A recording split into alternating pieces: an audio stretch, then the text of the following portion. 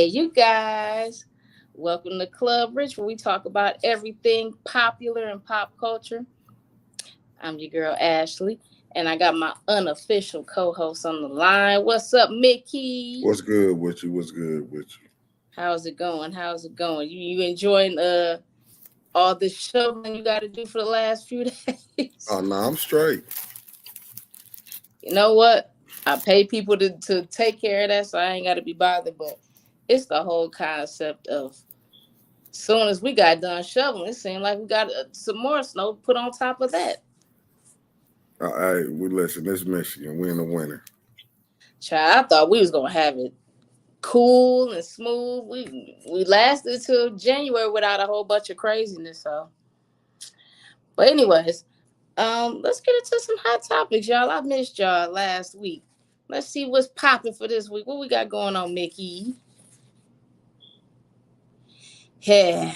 So your peeps, R. Kelly, he claims that he needed a lawsuit to be thrown out because um, he was unaware, and his explanation that he gave was because he can't read the paperwork for the lawsuit.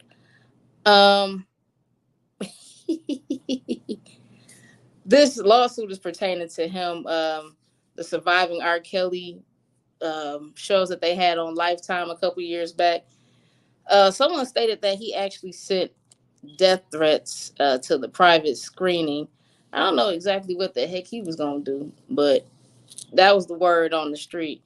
Mickey, do you believe this man talking about some he couldn't read any of the paperwork and he wasn't aware?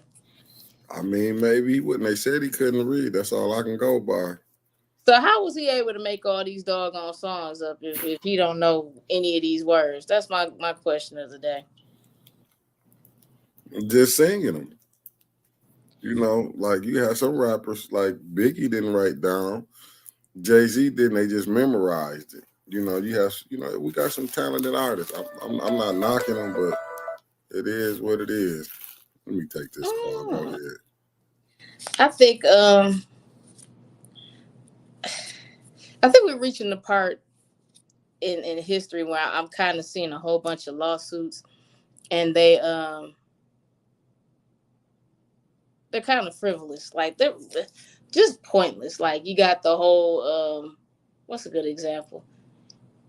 You got the Cardi B lawsuits with her suing Tasha K for telling lies and stuff about it. Like it just seems like we could come up with lawsuits for anything now. Back at in a certain point in time, you had to have like some kind of good case to be able to sue somebody. Now you can take somebody to civil court and that's it. And it's a good chance you're gonna win and collect your coins. 10 million is pretty steep though for a threat that hasn't really necessarily been confirmed.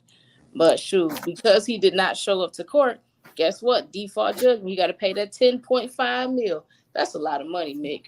Yeah, it is. I mean, listen, when you get caught in the system, it's gonna treat you how it's gonna treat you. Yeah, true, true, true. You think he got any chance of getting out?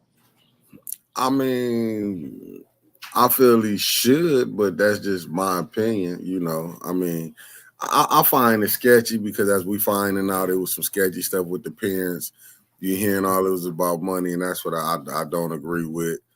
You know what I'm saying? The sketchiness that they putting on them. Then you charging them something for like 30 years ago or 20 years ago. Even bringing up Ali, and Ali is dead, but bringing up that whole situation, and he the only one got in trouble. The parents not in trouble. I feel like I'm on the flip side. Oh, he's where he needs to be, but he needs some friends up in there with him, including the parents, bodyguards, people that housekeeping, all them folks that knew what he had going on. They need to go be accomplices and go get their butt put in jail too. So I don't think he should be free, but he needs to definitely have his friends locked up with him. But anyways, I understand. what's next on the listy list? Oh, I'm scared. Child. Y'all, so Diddy been real quiet for the last month ever since the situation with Cassie suing him. It's alleged for 30 million, but it hasn't been actually confirmed that she sued him for 30 million. That's just been like the word on the street.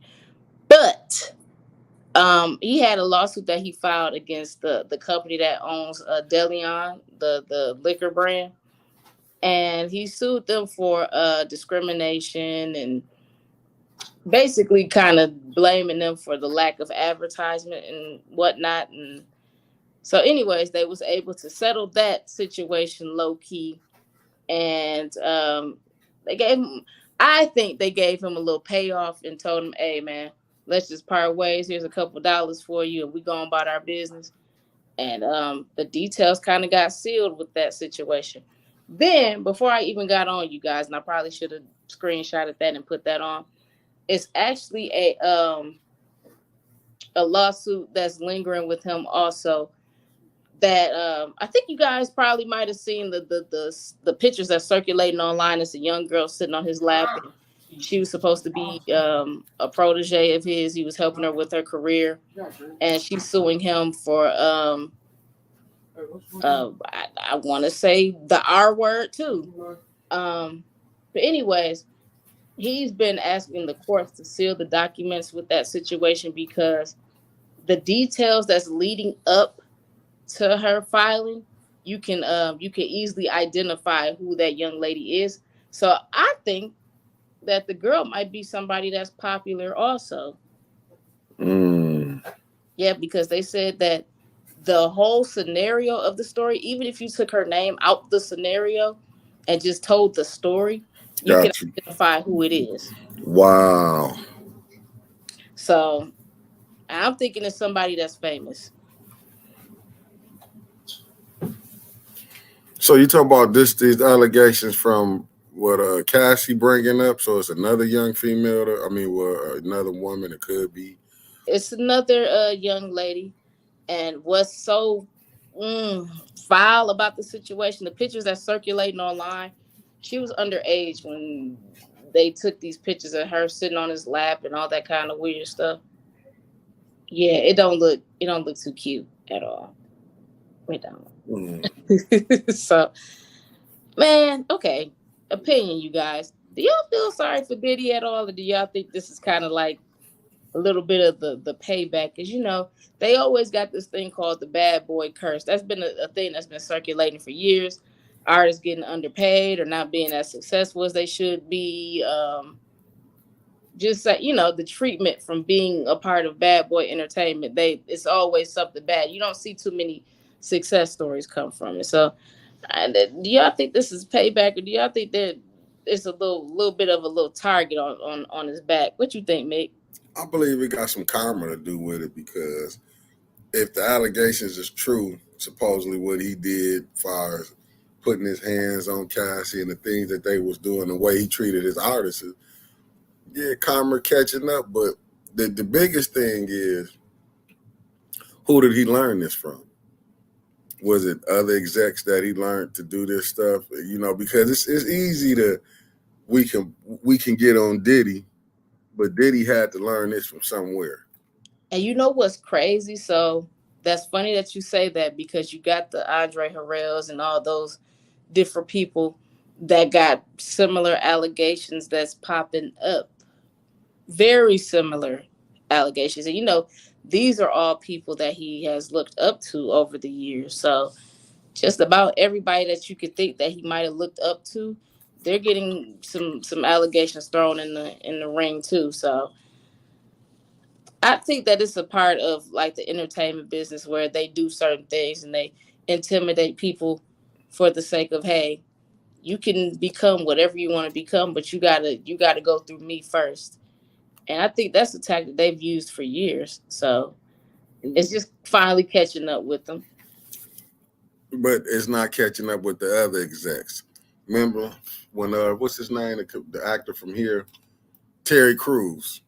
Oh. He's not. Remember when he said that big time Hollywood exec put groped him, Mm-hmm. and then it was like, remember what Cat Williams just did to Club Shay Shay. Remember he went to breaking stuff down about Hollywood. So it's like now the stuff, as they say, stuff that's in the dark is starting to come in the light. Don't get me wrong. I feel like Diddy should be whatever, what happened, it got to come with it. But at the same time, quit, let's get people at the top too. Let's just quit getting the middle level people. Because he had to learn like the Leo Corns, like the Clyde Davis, the Todd Moskowitz. You know what I'm saying? And I don't know if Todd doing bad, but it seemed kind of mighty strange that a lot of these managers and these upper echelon people getting all these artists and they happen to be strung out on drugs. Look at Whitney Houston. Look Yeah. at DMX. Like, because even when you go back to Leo Corn when he's on the Breakfast Club, when Charlamagne asked, he's like, I got a family, I got to worry about my family. See, this business until artists treat this like going to a 9 to 5. It's just this is pay more. You know what Yeah. I'm saying? It's a job until artists understand that, learn how to learn business. You can deal. Then you'll be able to deal with these people in these high places who own the industry. You know, Then you got another one on the list, Russell Simmons. You know, he done went overseas and he's like, look, I ain't coming back over here. I holler at y'all when I holler at y'all. I feel like the allegations that they got against him have to be true. Well, allegedly. But I feel like, in my personal opinion, they're true because nobody's just going to be like, okay, somebody said you did this, that, and the other. And they just pack their stuff and they like, peace, I'm out. I'm gone. Forget it. I no, ain't even going to fight it. Nothing. Russell feel like, hold up, how y'all just gonna come after me? This been going on. See, this the thing that I was trying to say on the previous show I was just on talking about. Is Hmm. going to this. This is the point that I was trying to make. All this stuff that we seeing now, this had been going on. Now it's unacceptable, but to me, it's a new way how they found how to bring people down. Because if listen, a lot of them supermodels when they be dealing with these females and this, they know them supermodels how young they is, but yet they still parade out these billionaires. And you look at the Epstein, the thing that he went through, it's just starting to come to light. But this is a new way. Maybe who did they piss off? Or they like, we're gonna put this out on you. You I'm know, glad somebody got mad, though. I really do. All these people that's getting exposed, and if the stuff is true, good for them. Serves them right. but to me, it's like they selective who going to jail and who not. Like Harvey Weinstein out. Okay, they let Epstein, but Epstein, this had been going on, and they knew this. You got people up, the big people, not the little people. I'm talking about the ones at the top. Man, they ain't so much. They done created so. I mean, up in scandals, but you don't see nothing happen to them. You just see the low level people. Hmm. Well, I mean, like you said, the truth is finally coming to light. It's not shocking, but it's just shocking that it's actually people being uh, made to be accountable. That's the shocking part of it. Because I feel even like even the stuff with the whole Tupac situation. I think it's amazing that people are even being placed in a position where they might be persecuted for that crime because it's almost 30 years. You would think that people would just be like, yeah, leave it where it's at. But shoot, they say the wheels of justice turn slowly. That's what they say. So hey, you might get arrested today, you might get arrested 40, 50 years from now. Justice has no time limit. So we gonna keep y'all updated because I really want to see how the rest of this Diddy situation is gonna unfold because from doing my little research, there has been things that's been in the works for a very, very, very long time when it comes to the situation with Diddy. This is not just something that, just popped up. He's been avoiding it being brought to the public, and he tried his best to handle stuff behind the scenes and not let it get to this point. But I think people were kind of sick and tired of letting him have this image that he was just, the king and untouchable. So, when you start smelling yourself, sometimes you got to get knocked down a couple pegs. So I think that's what's going on with Diddy too. So he's being humbled. If he's done some of this stuff or all of it, whatever, whatever, hey, peace out. Get locked up. Get sued. I don't care. What's next on the list? I got you. Club Shay Shay. There you go. Speaking of Club Shay Shay, we talked about Cat Williams the other week. I think it's been 2 weeks already. Yeah, we talked about him. I'm gonna tell you like this: when we was talking about it the last episode that we recorded, Mickey, when all these comedians that came out the woodwork and responded to that interview, I knew that he ruffled a lot of feathers, whether it be if he was telling the truth, which I think mainly he was. He might have embellished on a couple of things or was extra for comedic purposes, but for the most part, I think that he threw a lot of truths on the table, and I don't know what speaks louder, the people that did respond or the people that decided to just say, "Oh, I wish him nothing but the best," and kept it pushing, even though he said X, Y, and Z about him. But anyways, Club Shay Shay is on fire. They gonna have to put him on national TV pretty soon because the YouTube world I don't think he gonna get paid good enough for that. But anyways, Shit. He number one on Apple Podcast. oh, so they put him on Oh, yeah, Apple. he owned that, but he just owned this stuff. That's why a lot of people was kind of hating on hating on Shannon Sharp, because that Cat Williams interview, even though he was doing millions of interviews, I mean he was doing millions of views on his interviews. Let me get that. But that Cat Williams took it to another level. So how do you feel about Country Wayne giving his take on Faison Love? Okay, so that's what I put up. This is my first opinion. You have to be careful when it comes to people that they got a gripe with everybody. Because it seems like from even seeing the Vlad interviews and Art of Dialogue interviews with Faison does not have any kind of respect for too many comedians. Like, none.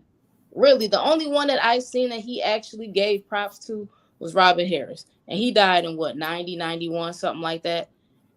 Other than that, I have heard nothing but negative commentary from him with comedians from even in his generation when he was coming up with the big worm and all that stuff. It seems like he has no respect for anybody. And I feel like that's probably what has held him back from being considered a great. He's considered funny to me. He's not, falling out of my chair funny, but his style of comedy is cool to me. And the little things that I have seen him in, like Money Talks and all that kind of stuff, it's funny.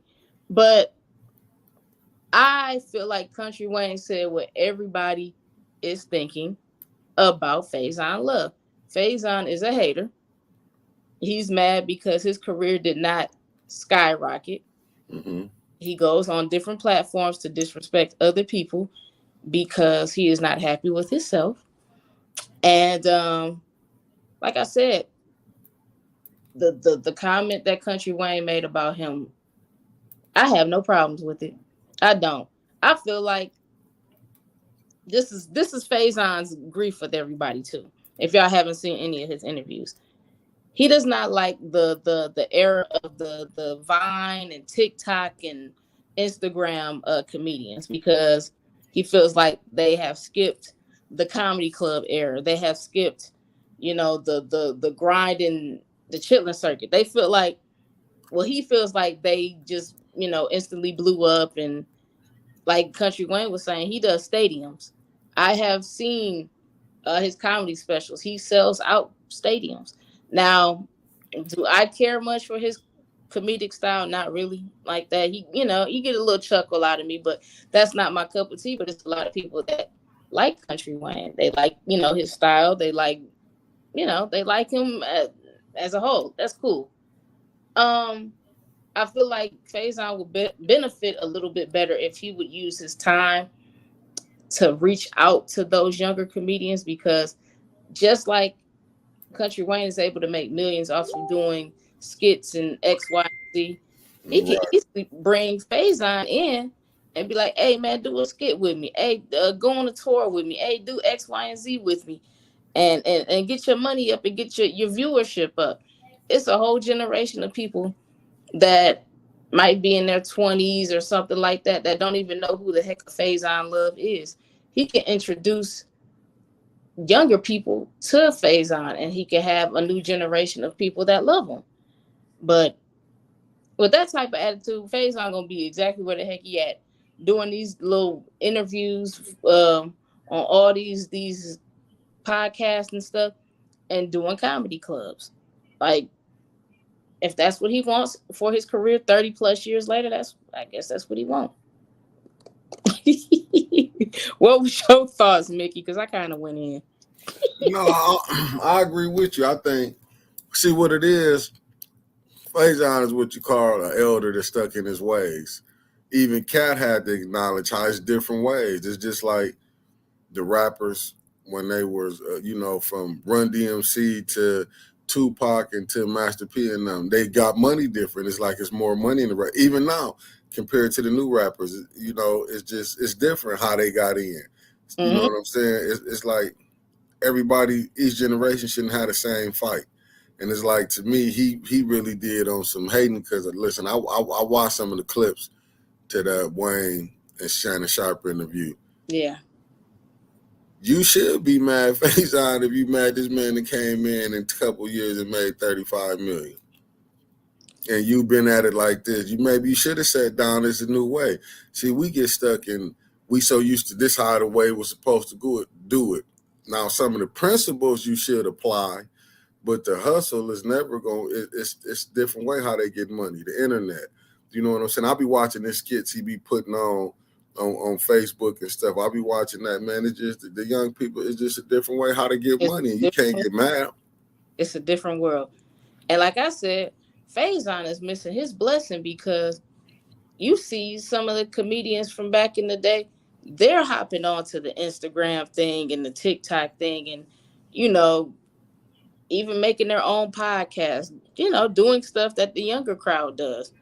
And Yeah, it shouldn't be any shame in your game because you're making money. Make your money the best way that you can. But yeah, Faison is tripping. He's tripping big time. I'm highly disappointed in him because, like I said, every single interview that he does is between him and Ari Spears. They both get on my nerves. and you can't get mad. I think Faison really been froze out. And Cat, just the way Cat broke the game down and it was exposed in Hollywood, Faison still want to kind of be in that. And then you have to be telling the truth. I mean, you do have to listen. Ain't too many spots for a person that's down to his size. I That, mean, this but industry is wicked. with the size though, if you're extremely flipping funny, we See, can get with it. right. And when you really not and you letting yourself go, they ain't gonna put you in a lot of spots. See, you can't have marginal talent and be out of shape. And still have the nerve to like have a stick up your butt too. Like Yeah. he got three things against him. You're not that funny, you're fat, and you got to stick up your Yeah. butt. And I'm not body shaming. This ain't to do no body shaming because, like I say, I Bruce is funny to me. what's the other guy? The one that just lost weight too. What is his name? Lavelle Crawford, funny Lavelle. to me. He's funny as crap, and you see that he's able to do tours. He got comedy specials that he comes out with all the time. Like, it's bigger comedians, but at the same token, they have embraced all Yeah. the other folks that's around. You can catch Bruce doing the stuff with DC Young Fly. He just did an episode with them not too long ago. Like, he's embracing the younger generation and he's getting in where he fits in. What's the problem? When you got that hate in you. Child, that hate ain't gonna do nothing but keep him on the chilling circuit for the rest of his life. And if Yeah. that's what he wants to do, hey, if it's paying his bills, I am. Who am I? You right. You right. My bad, Faison. Fool. I ain't apologizing about that because he has came off as a hater, and if I was Country Wayne, I probably would have went in a little bit more. But I think he was trying to be, restrict himself on the interview and remain a little bit professional. But child, I would have said a couple more things because it's like I've seen on multiple interviews where Country Wayne is brought up, and I'm just like, why are you making this like a thing, like a topic for all your discussions to be included? Including him, like the young man is making money. And one thing about Country Wayne, he's a hustler. He had nightclubs and stuff before he even got into comedy. And he's only 36, 37 years old. Like, how many 36, 37-year-old people that have owned clubs and they're making millions doing comedy like that? That's a hustle, a real deal hustle. So, Yes, ma'am. I don't see nothing wrong with it. What's next on the list? Child, this ignorance. Yeah, we gonna definitely end on an ignorant note. So you got the saga of Jeezy and Jeannie Mai, his soon to be ex-wife. She wants their judge that's handling their divorce proceedings to delay her prenup enforcement because, and I quote, she didn't have enough time to review it before she signed it.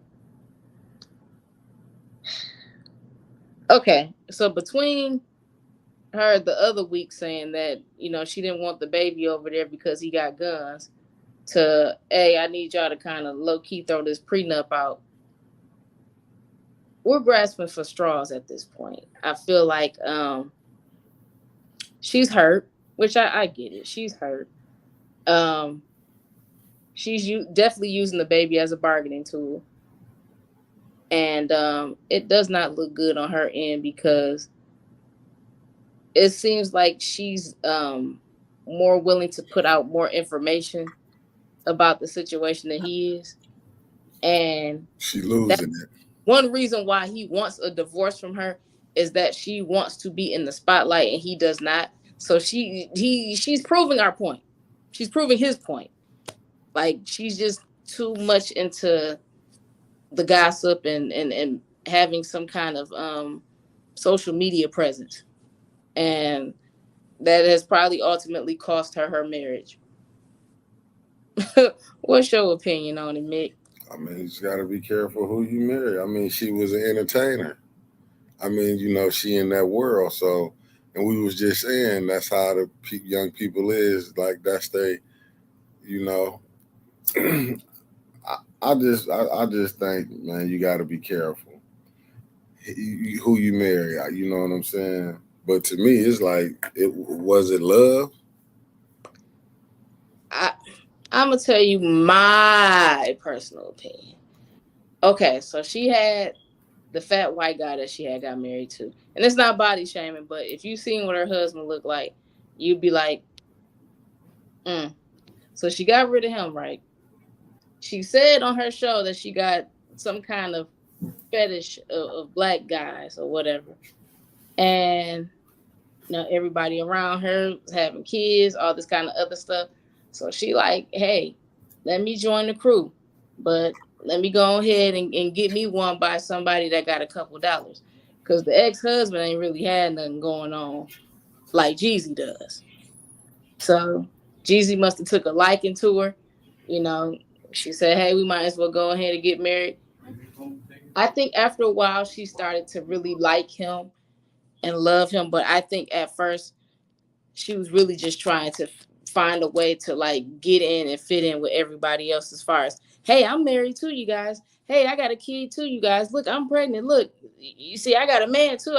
He goes out to dinner and all that stuff with me. Like her social media at one point was just every other day a picture of them two at a gala, a picture of them two on vacation. Like it was always, hey, we're doing something together. You see this? So I really think at a certain point in time, he was probably tired of that mess because his social media was kind of like business oriented. Like you could tell when you got somebody that manages your social media for you versus a person that's like taking pictures in the bed, taking pictures, cutting the grass, just stupid stuff. Yeah. And she was doing too much. And then, child, I heard through the grapevine, she moved not only her mama into their crib, but the brother was moving his stuff in when they was getting divorced too. And that wasn't that wasn't, what he was messing with. Now that's a part of the customs and her native. That's how they do. The grandparents live with you, take care of the kids, all this kind of other stuff. But black folks, we ain't trying to see our mama move into our crib. I'm just be honest with you. I love my mama to death. If I can get her a crib next door, I would do that. But I don't want you moving into my personal space. So I'm pretty sure that put a bad taste in his mouth too. So I think it was just like a multitude of things just piling on. And once he decided, because he's the one that filed. Once he decided that he was ready to peace out, I think that ticked her off more than anything because usually in a divorce situation, the female is usually the first one to race to the courthouse.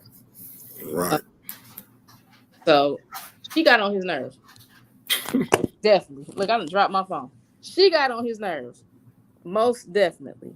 So maybe, just maybe, a little retaliation is more retaliation. I'm just put it like that. It's more retaliation than actually being concerned about her child. Because then y'all had guns when y'all was married and living in the same house. So you mean to tell me because y'all not together now, the guns is a problem? What about when y'all was all living in the same house? Retaliation. That, and why is like the prenup situation? Why is that anything that you even at this point care about? Y'all was only married for what, a year, maybe two? Yeah, that went downhill fast. Very fast. I'm like, you wasn't even around when he was accumulating some of this money. None of it, if you really want to be honest. Because Jeezy ain't been popping like that for at least, I don't know how many years, but it's been way before they got together now. I ain't trying to throw no shade, but the truth is the truth is the truth. And I'm pretty sure he's not even focused on music like he used to be, anyways. He's probably taking like the Diddy route, trying to get into, businesses and all that kind of stuff. And I don't blame him. But yeah, retaliation. So if you was in Jeezy's situation, would you try your best to try to enforce that prenup or just give up and be like, you know what, what Mm-mm. you asked for? Mm-mm. Mm-mm. You signed it. We're gonna stick to what you signed. Yeah. That kind of just shows that she was in a rush to get married too, because I ain't signing nothing that I ain't had my lawyer take a peek at. Not something significant like that. You know what I'm saying? Yes, Because man. shoot, in the paperwork it can say if we get divorced, you get 90% of my stuff. Like, That's what I'm saying. why is you not reading stuff before you sign it? I don't know. I don't know. Anyways, that's the end of our topics for today. Yes, ma'am. So what we got going on for the weekend, Mick? I know me. I got two sick kids. I am chilling in the crib. What you got going on? Oh, no, I just got to record Councilwoman Tanya Burns tomorrow at 10 o'clock. 10 o'clock. Tanya And then Burns. I'm watching all the playoff games. I can't wait till Sunday. Look, y'all Lions been ticking me off for a couple games, but I think we I think we might have it. I think we might be able to walk to the Super Bowl. I doubted y'all for a long time, but we might be walking to the Super Bowl. What you think, Mick? Anything's possible. At this point in time, it's a 50-50 with me. Like, I really actually have faith in them, and I never thought in a million years I would say this. I actually have faith in the Lions. This has been a great season for them. A very, very, very great season.